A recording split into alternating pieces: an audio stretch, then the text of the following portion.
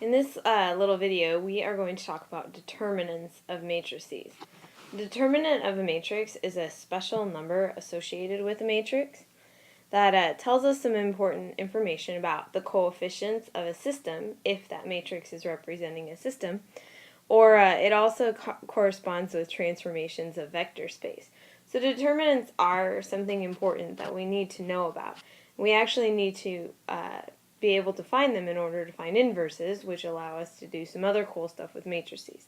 So that's why we're going to look at determinants. Now, we're going to start out by looking at determinants of 2x2 matrices. So if we're just looking at 2x2 matrices, remember that's a matrix like, let's say, A, B, C, D. That would be a 2x2 matrix. One thing that's important to note about determinants is that we can only find them for square matrices. So that means the number of rows and the number of columns are always the same. Now, let's call this matrix A. If we want to find the determinant of matrix A, you can see that you'll see this written in a few different ways. You might see it as determinant of, and then the whole matrix, A, B, C, D. And another way that this is written is if we had two just bars rather than brackets around our matrix, that says, hey, what's the determinant of this matrix? So to find the determinant of our matrix, matrix A, what we would do is we have to find the product of A and D and subtract the product of B and C. That's it. And that number gives you the determinant of the matrix. It's just a simple number. So here we have a 2x2 matrix, and we can see from the bars that what we need to do is find the determinant of that matrix. So again, you're going to do the product of these two entries in the matrix, 6 times -5, and you are going to subtract the product of these two entries in the matrix, which is 3 times 9. So to find the determinant of this matrix, we have -30 minus 27, so it's -57. And it's okay that it's a negative number. It's okay that it's kind of a big number. Remember that determinant is a number that tells us some things about what's inside that matrix. So here we have another 2x2 matrix that we're going to find the determinant of. So again, we're going to find the product of these two, which is -2 times 8. And we're going to subtract the product of the other two, which is 4 times -4. So we are going to end up with -16 plus 16, because a negative is a positive, and our determinant is going to be 0. One thing to note is that if you have a determinant of 0, so if the determinant equals 0, this is known as the singular matrix.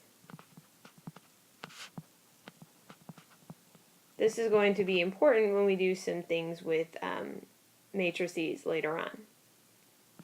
So here we have one more 2x2 matrix just to practice. Make sure we have this down. We're going to do -8 times -1 and subtract 4 times -2. That is going to get us +8 plus 8, which is 16. So you can see sometimes the determinant is negative, sometimes it's positive, and sometimes it's 0. That's okay. Remember, that number is just telling us some things about the coefficients inside the matrix. So this one's a little bit different. I have a matrix, and I want to find the missing variable x, which is inside the matrix. And I know that the determinant of this particular matrix is -14.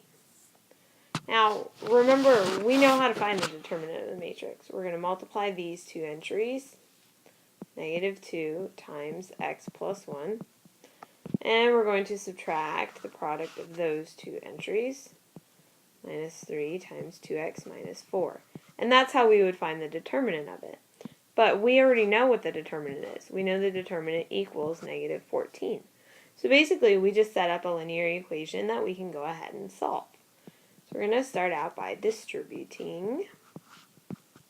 So we get -2x minus 2 minus 6x plus 12 equals -14. Now you just need to use your solving skills. You guys know how to do this. Combine like terms. So we are going to end up with negative 8x plus 10 equals negative 14.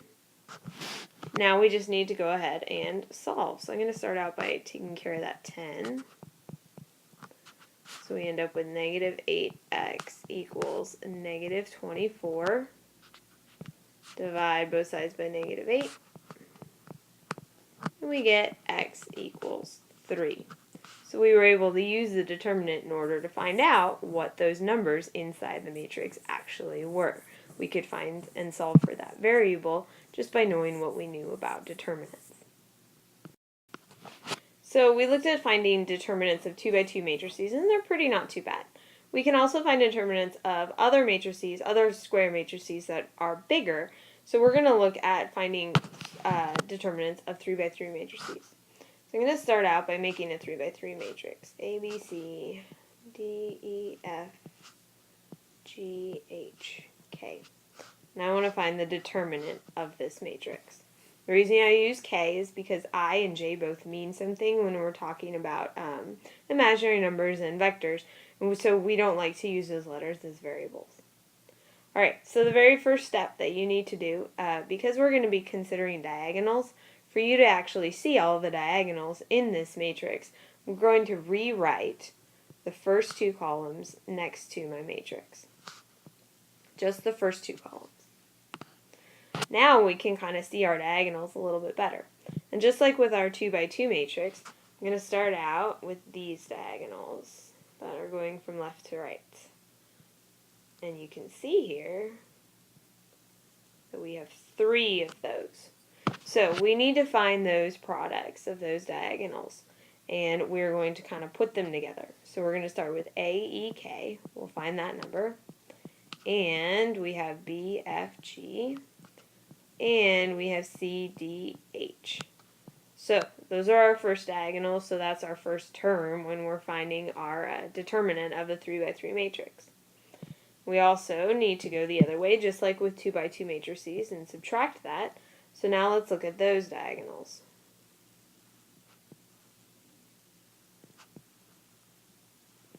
So we have B, D, K. And we have A, F, H, and we have C, E, G. So this is one method for finding the determinant of a 3 by 3 matrix. You would subtract these two things, find a number, and you would be done.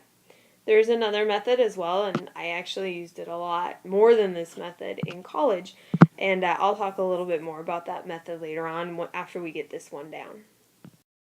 So here's one we're going to practice with. It's a 3 by 3 matrix, and I know I want to find the determinant because of those bars around it. So like we said previously, we're going to rewrite those first two columns.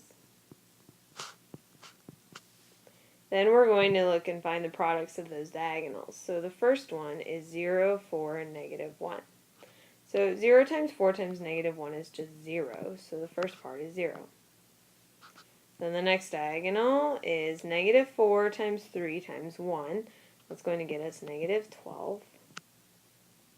And then the last one is 5 times 2 times 1, which is 10. Alright, so we got those taken care of. Now let's go the other way as well.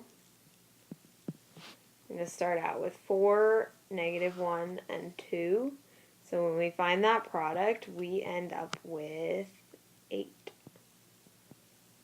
It's really easy to make one little mistake with a sign, and if you think about it, that's just going to mess up your whole determinant. So make sure you're careful in using the right terms and making sure you're watching out for signs. The next one is 0 and 3 and 1, and that's just going to be 0. And the last one is 5 and 4 and 1, so that'll be 20. So now we can go ahead and finish. So we have 0 minus 12 plus 10, and that gets us negative 2. We're going to subtract 8, 0 plus 20, that's 28. So we have negative 2 minus 28, and so the determinant of this matrix is negative 30. So another 3 by 3 matrix for us to take care of. I see lots of zeros in this one, so that one makes me happy. We're going to start out by writing our two first columns again off to the side. And then we're going to look at those diagonals. I have 1, -2, and 2. So 1 times -2 times 2 is -4.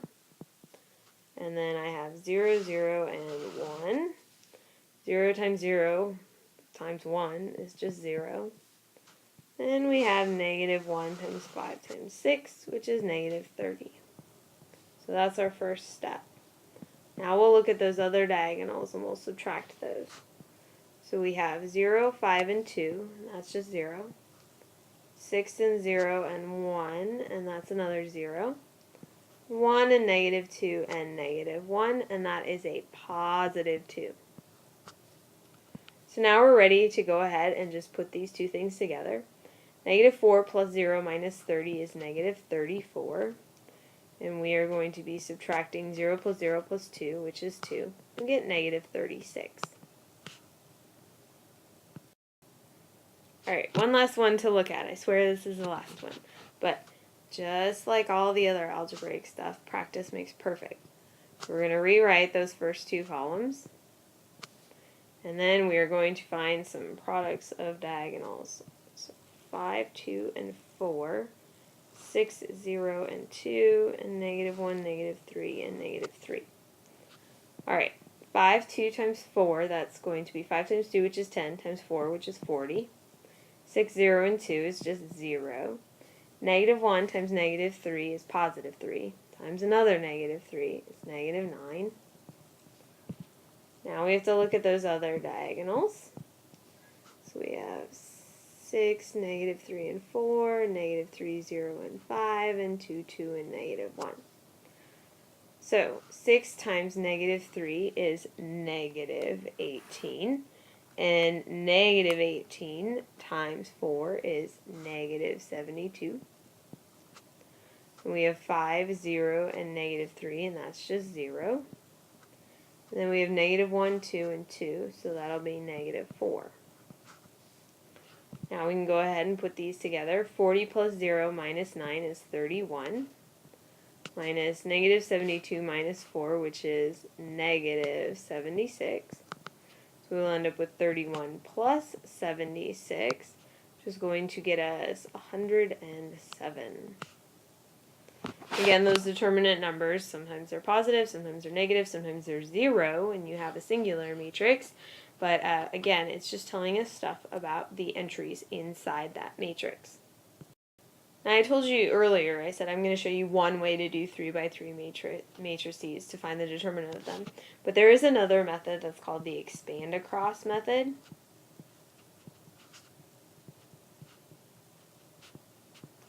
And the expand across method you can use for 3x3 matrices as well as higher order matrices. If you wanted to Google that, you could find examples of the expand across method. Since we're going to be using technology a lot to find our determinants, probably I'm not going to spend time in this video showing you how to do it. So that's the other thing I wanted to mention, technology. You can find lots of matrix calculators out there online, as well as just the graphing calculators that you see around. And so if you are using a piece of technology to find a determinant of a matrix, what you're going to be looking for is a button that says DET. Then what you're going to do is you'll put in your matrix. So if you are using some sort of calculator, usually what you do is you put in a bunch of matrices and then you do things with them. So I'll have had matrix A stored, and if I wanted to find the determinant of that, I would use the function or the rule DET. That's what it usually looks like on a calculator, be it online or in your hand. And it will find the determinant of that matrix for you, and it will spit out that one number. So again, I wanted you to see what was going on when that calculator did it for you though. What are we getting when we get this number? It's not just a magical random number that comes out. The determinant is actually found following a very specific process that tells us some very specific information about our matrix.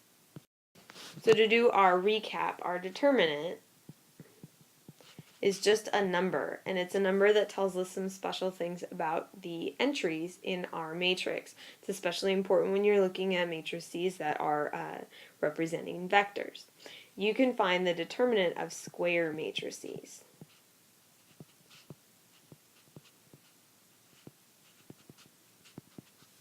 And we find the determinant of 2 by 2 matrices and 3 by 3 matrices by hand. Anything else, we typically go to a calculator, online or in our hands, to help us find that.